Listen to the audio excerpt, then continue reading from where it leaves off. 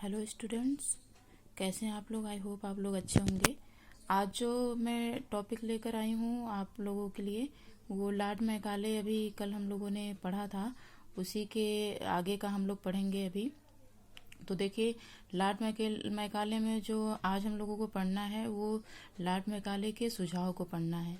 ठीक है, यानी कि लॉर्ड मैकाले ने अपने जो विचार दिया था, जो इसने भारतीय शिक्षा या प्राच्य और पाश्चात्य शिक्षा को लेकर जो विवाद हो रहा था, तो उसी विवाद से संबंधित इसने क्या किया था कि 10 जून 1834 को अपना प्रस्ताव उसके सामने प्रेषित किया था, लॉर्ड विलियम बेंटिंक के सामने, है ना।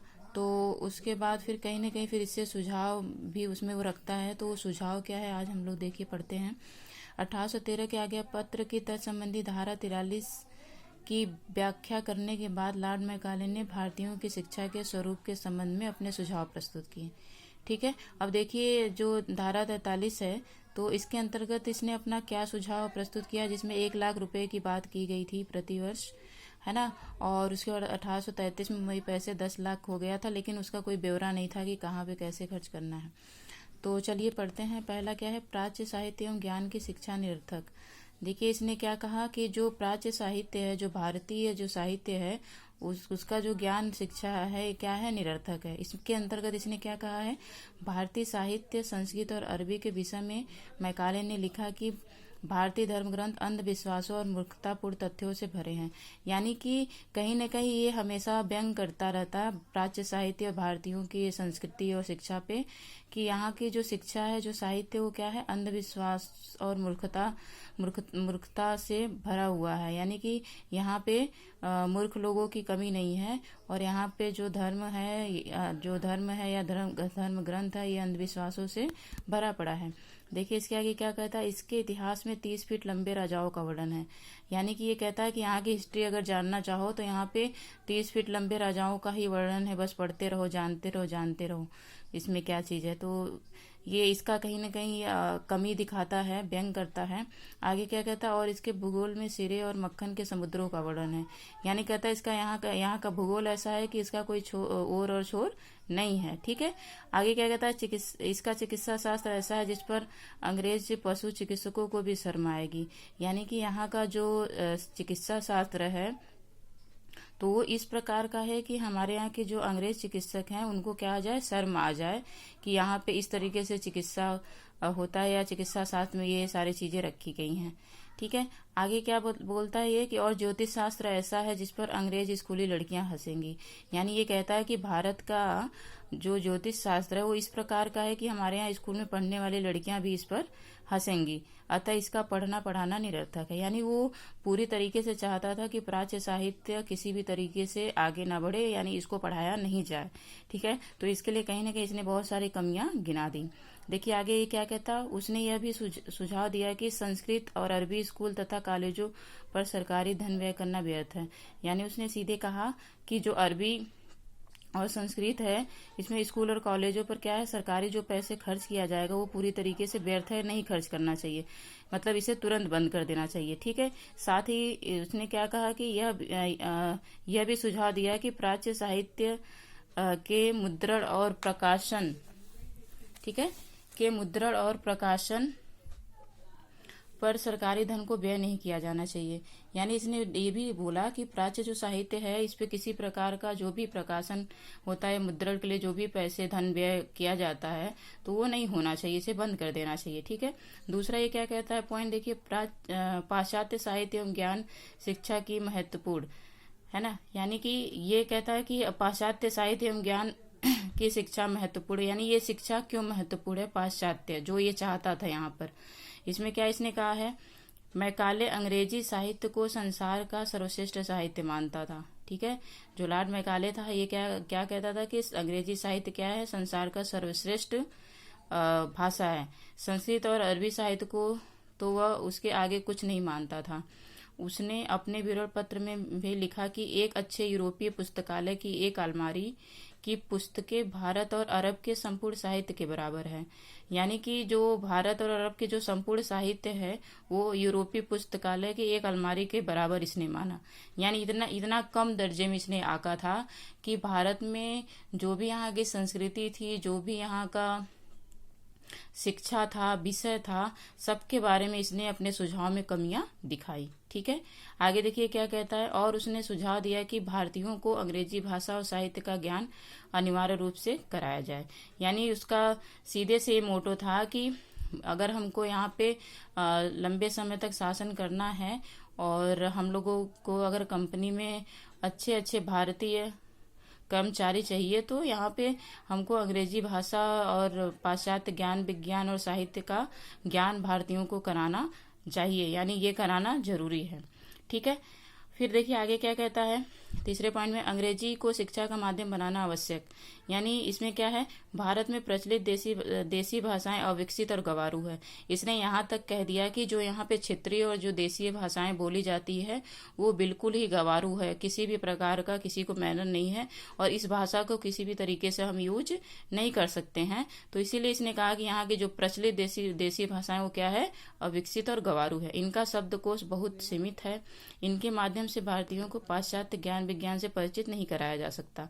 यानी इसका ये कहना था कि इनके माध्यम से जो भारतीय हैं उनको पाश्चात्य ज्ञान विज्ञान का से परिचित नहीं करा सकते। यानी इस प्रकार का जो हम चाहते हैं कि इनको अच्छा ज्ञान दिया जाए वो चीजें नहीं मिल सकता है। ठीक है, तो इसलिए कहीं ना कहीं इसको ये सारी चीज भी कहता है, गंवारू है तो इसके शब्दकोश कम है। ठीक है, चलिए आगे चलते हैं। अंग्रेजी भाषा और साहित्य का सर्वश्रेष्ठ ज्ञान भंडार है। यानी अंग्रेजी के लिए फिर ये क्या कहता है सेकंड पॉइंट में कि अंग्रेजी भाषा में संसार का सर्वश्रेष्ठ ज्ञान भंडार है। यानी जो अंग्रेजी जो इंग्लिश लैंग्वेज है इसके लिए कहेगा क्या कहता है कि ये ऐसा संसार का सर्वश्रेष्ठ भाषा है जिसमें कि बहुत सारे शब्द का ज्ञान, इसमें ज्ञान भंडार है। अंग्रेजी भाषा, जो अंग्रेजी भाषा को जानता है उस विशाल ज्ञान भंडार को जान सकता है। यानी कि जो अंग्रेजी भाषा को व्यक्ति जानता है वो विशाल ज्ञान भंडार को जान सकता है। ठीक है, जिसे विश्व की सबसे बुद्धिमान जातियों ने रचा है। यानी कि इसका कहना यह था कि जिसे विश्व की सबसे बुद्धिमान जातियों ने रचा, यानी अपने खुद की तारीफ करना इसका था कि हम लोगों ने इसे रचा, तो ये कहीं ना कहीं क्या है, बहुत ही अच्छा भाषा है। भारतीयों को पाश्चात्य ज्ञान विज्ञान का ज्ञान अंग्रेजी के माध्यम से ही कराया जा सकता है। इसने अपने सुझाव में ये भी कहा कि भारतीयों को जो पाश्चात्य ज्ञान विज्ञान का अंग्रेजी ज्ञान कराना है ये भी कैसे किया जाएगा, अंग्रेजी माध्यम से ही किया जाएगा। देखिए नेक्स्ट पॉइंट में क्या कहा है। संस्कृत और अरबी फारसी की सर्वसाधारण भाषा नहीं है और इन्हें सीखने में भारतीयों की रुचि भी नहीं है। वैसे भी इनकी अपेक्षा अंग्रेजी भाषा सीखना सरल है। यानी उसका ये कहना था कि जो संस्कृत और अरबी भाषा है ये क्या है, सर्वसाधारण की भाषा नहीं है। ये मतलब सभी जगह नहीं ऐसे यूज की जाती, बोली जाती, तो इन्हें सीखने में भारतीयों की कोई ऐसी रुचि नहीं है। मतलब अपने तरीके से वो बात बना के बोलता है कि इस तरीके की ये भाषा है, तो इनकी अपेक्षा क्या है, अंग्रेजी भाषा ही चलाना चाहिए। अंग्रेजी भाषा का सीखना सरल रहेगा और ये कहीं ना कहीं इसे शिक्षा का माध्यम बनाया जाना चाहिए। ठीक है, आगे देखिए क्या कहता है। अंग्रेजी शासकों की भाषा है, अंतर्राष्ट्रीय व्यापार की भाषा है और अब भारत के उच्च वर्ग की भाषा है। यानी ये क्या कहता है कि अंग्रेजी शासकों की भाषा है, यानी जो यहाँ पे शासन करेंगे, और ये इंटरनेशनल मतलब व्यापार, अंतर्राष्ट्रीय व्यापार की भाषा है और यह भारत के उच्च वर्ग की भाषा है। ठीक है, तो ये कहता है कि अतः इसे शिक्षा का माध्यम बनाया जाना चाहिए। ठीक है, अब आगे देखिए। अब विद्वान भारतीय राजा राम मोहन राय आदि भी यह स्वीकार कर रहे हैं कि भारत के विकास के उत्थान के लिए अंग्रेजी सीखना आवश्यक है। देखिए जब प्राच्य पाश्चात्य विवाद हुआ था तो उस समय भी कहीं न कहीं राजा राम मोहन इस पक्ष में थे कि अंग्रेजी भाषा अगर है तो हमारे यहाँ भारतीयों को कहीं न कहीं सीखना, मतलब इस भाषा को, लैंग्वेज को सीखना आवश्यक है। लेकिन वो अपने इस विचारधारा से कह रहे थे कि अगर इन अंग्रेजों की इस लैंग्वेज को सीख लिया जाएगा तो हम अपनी बातों को आसानी से इनके सामने रख सकते हैं और अपने देश को आज़ाद कराने में भी कहीं न कहीं ये भाषा हमारे लिए उपयोगी भी रहेगा। लेकिन इसको लॉर्ड मैकाले ने दूसरे सेंस में यहाँ पर कहा सुझाव में। ठीक है, देखिए, आवश्यक है पाश्चात्य ज्ञान विज्ञान सीखना आवश्यक है, अतः अंग्रेजी को ही शिक्षा का माध्यम बनाया जाना चाहिए। ठीक है, हर जगह इसने अंग्रेजी की शिक्षा के माध्यम को आवश्यक बनाया जाना कहा है, ध्यान दीजिएगा। आगे देखिए क्या है, मैकाले ने भारतीय कानून की शिक्षा के लिए अरबी एवं फारसी को माध्यम बनाए रखने का भी विरोध किया और सुझाव दिया कि भारतीय कानून का अंग्रेजी में अनुवाद किया जाए और उसकी शिक्षा भी अंग्रेजी के माध्यम से दी जाए। यानी मैकाले ने जो भारतीय कानून की शिक्षा थी वो अरबी और फारसी में जो दी जा रही थी उसने उसका भी विरोध किया और इसने ये कहा कि जो भारतीय कानून है उसको उसका माध्यम क्या कर दिया जाए, अंग्रेजी कर दिया जाए, यानी अंग्रेजी में इसका अनुवाद कर दिया जाए और इसकी शिक्षा के लिए भी अंग्रेजी माध्यम अपनाया जाए। ठीक है, चलिए यहाँ तक समझ गए ना। आगे चलते हैं, उच्च वर्ग के लिए उच्च शिक्षा संस्थाओं की व्यवस्था। देखिए, उच्च वर्ग के लिए मैकाले भारत में समझ गया था कि यहाँ पे किस तरीके से वर्ण व्यवस्था है, यहाँ पे जाति व्यवस्था क्या है ना। तो उस हिसाब से ये समझ गया कि ये जो हम लोग शिक्षा देंगे ये अगर हम लोग उच्च वर्ग में देंगे तो उच्च वर्ग से शिक्षा कहीं ना कहीं क्या होगा, निम्न वर्ग तक आराम से पहुंच जाएगा। ठीक है, तो इसने एक तरीका या एक टेक्निक अपने सुझाव में ये भी रखा। देखिए, इसको पढ़ते हैं। मैकाले ने अपने विवरण पत्र में यह भी स्पष्ट किया कि सरकार के पास इतना धन नहीं है कि वह भारत में जन शिक्षा की व्यवस्था कर सके। यानी यह कहा कि जो हमारे जो सरकार है, जो ब्रिटिश सरकार है, इसके बाद इतना पैसा नहीं है कि ये सभी जगह स्कूल खोले और सबको मतलब बहुत अच्छे तरीके से शिक्षित करे। ठीक है, तो उसने एक सुझाव दिया कि केवल भारत में उच्च वर्ग को ही यह शिक्षा दिया जाए और इनके द्वारा निम्न वर्ग में ये शिक्षा आराम से पहुंच जाएगा। ठीक है, देखिए इसमें इसने क्या कहा, इसके अंतर्गत इसने क्या तर्क प्रस्तुत किया पहला देखते हैं। इससे भारत में एक ऐसे वर्ग का निर्माण होगा जो शासक और शासित के बीच संदेश वाहक का कार्य करेगा। यानी एक तो उच्च वर्ग का निर्माण होगा और एक निम्न वर्ग का, यानी एक जो शासन करेगा और एक आम जनता जिसपे शासन किया जाएगा। तो इसमें कहीं ना कहीं इनके बीच में क्या होगा, एक संदेश वाहक का कार्य भी होगा। ठीक है, दूसरा क्या बताया इसने, इससे भारत में दो वर्गों का निर्माण होगा, उच्च शिक्षा प्राप्त उच्च वर्ग और उच्च शिक्षा से वंचित निम्न वर्ग। ठीक है, तो इसका कहीं ना कहीं मोटो ये भी था कि जब दो वर्ग बढ़ जाएगा तो आपस में इन लोगों में आपसी कुछ न कुछ ऐसे विवाद रहेगा या कुछ ऐसे मनमुटाव रहेंगे जिससे कि कहीं ना कहीं हम लोगों को शासन करने में सुविधा रहेगा। ठीक है, चलिए आगे चलते हैं। आगे देखिए क्या है नेक्स्ट पॉइंट में, इससे उच्च वर्ग में पड़े पाश्चात्य संस्कार धीरे धीरे उनके संपर्क में आने वाले निम्न वर्ग के लोगों पर पड़ेंगे। यानी जो उच्च वर्ग में पाश्चात्य संस्कार दिया जाएगा वो कहीं ना कहीं धीरे धीरे भारत में निम्न वर्ग में के लोगों तक पहुंचेगा। देखिए आगे क्या कहा, इससे कंपनी के कनिष्ठ पदों पर कार्य करने वाले भारतीय सरलता से मिल सकेंगे। यानी कि जब हम लोग उच्च वर्ग में इस तरीके की शिक्षा देंगे और जब वो शिक्षित होंगे और उनके द्वारा जब निम्न वर्ग के लोग शिक्षित होंगे तो कहीं ना कहीं हमारे कंपनी में अच्छे कर्मचारी पढ़े लिखे मिलेंगे। ठीक है, जिससे कि हम लोगों का जो उद्देश्य है उसकी पूर्ति होगी। ठीक है, आगे क्या कहता है, और यह लाभ भी होगा कि उच्च वर्ग के शिक्षित लोगों के द्वारा निम्न वर्ग के लोगों तक स्वयं पहुंच जाएगी। ठीक है, और इससे ये भी लाभ होगा कि हमारी ब्रिटिश सरकार को पैसा भी नहीं लगाना होगा और उच्च वर्ग के द्वारा ही भारत में निम्न वर्ग तक शिक्षा आराम से पहुंच जाएगा। शिक्षा मीन्स पाश्चात्य शिक्षा, अंग्रेजी शिक्षा, पाश्चात्य ज्ञान विज्ञान की शिक्षा। ठीक है, अब देखिए नीचे मैंने एक डायग्राम बनाया है, निस्यंदन सिद्धांत, इसको इंग्लिश में फिल्ट्रेशन थ्योरी कहते हैं या इसको एक और नाम से जानते हैं अधोगामी निस्यंदन सिद्धांत, डाउनवर्ड फिल्ट्रेशन थ्योरी, इसको छन्ना का सिद्धांत भी कहते हैं। तो ध्यान दीजिएगा, आपके एग्जाम में ये मोस्ट इम्पॉर्टेंट है, ये पूछता भी है। तो आप ध्यान दीजिएगा, निस्यंदन का सिद्धांत या अधोगामी निस्यंदन का सिद्धांत किसने दिया है, मैकाले ने दिया है, मैकाले के द्वारा दिया गया है। ठीक है, देखिए मैंने बनाया इसमें उच्च वर्ग, नीचे जन जन जन, निम्न वर्ग निम्न वर्ग निम्न वर्ग। ठीक है, यानी कि जो उच्च वर्ग को अगर हम शिक्षा देंगे, मैकाले का ये कहना था कि उच्च वर्ग को शिक्षा देंगे तो ये निम्न वर्ग से धीरे धीरे करके क्या होगा, जन जन तक ये धीरे धीरे फैल जाएगा। ठीक है, तो ये निस्यंदन के सिद्धांत में यही बताया गया है कि छनना, यानी कि ऊपर से धीरे धीरे शिक्षा छन छन कर जन जन तक पहुंचना। ठीक है, ठीक है स्टूडेंट, यहाँ तक समझ गए। चलिए आगे है, थोड़ा सा और बचा है। देखिए क्या है, जब ये सारी चीजें हो जाती है तो इसका कहीं ना कहीं इस नीति का मतलब जो प्रस्ताव इसके सामने आता है, विलियम बेंटिंग उस समय गवर्नर जनरल होता है, तो वो क्या इसके प्रस्ताव आने के बाद फिर वो क्या मतलब निर्णय लेता है, तो चलिए इसको देखते हैं। विलियम बेंटिंक का प्रस्ताव 1835 शिक्षा नीति।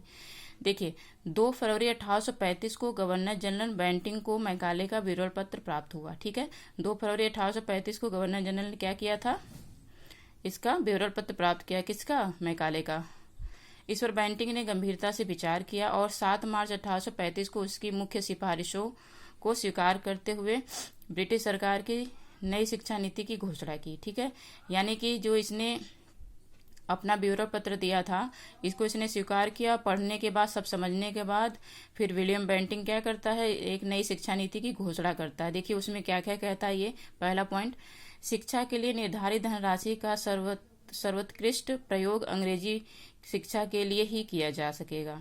यानी जो शिक्षा के लिए जो निर्धारित धनराशि है उसका सारा प्रयोग किस पे किया जाएगा, अंग्रेजी शिक्षा के लिए किया जाएगा। देख लिए इसने, यानी कि प्राच्य शिक्षा को कहीं न कहीं हटा दिया।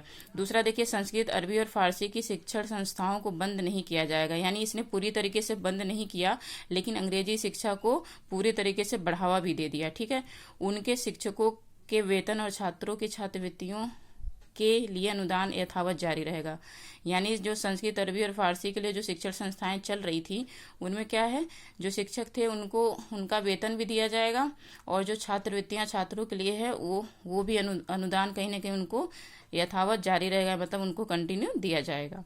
आगे देखिए, भविष्य में प्राच्य साहित्य के मुद्रण और प्रकाशन पर कोई व्यय नहीं किया जाएगा। यानी प्राच्य साहित्य का जो भी मुद्रण और प्रकाशन होगा उस पर ब्रिटिश सरकार किसी भी प्रकार का व्यय नहीं करेगी। नेक्स्ट क्या है, प्राच्य साहित्य के मुद्रण और प्रकाशन से बचने वाली धनराशि को अंग्रेजी भाषा, अंग्रेजी साहित्य और पाश्चात्य ज्ञान विज्ञान की शिक्षा पर व्यय किया जाएगा।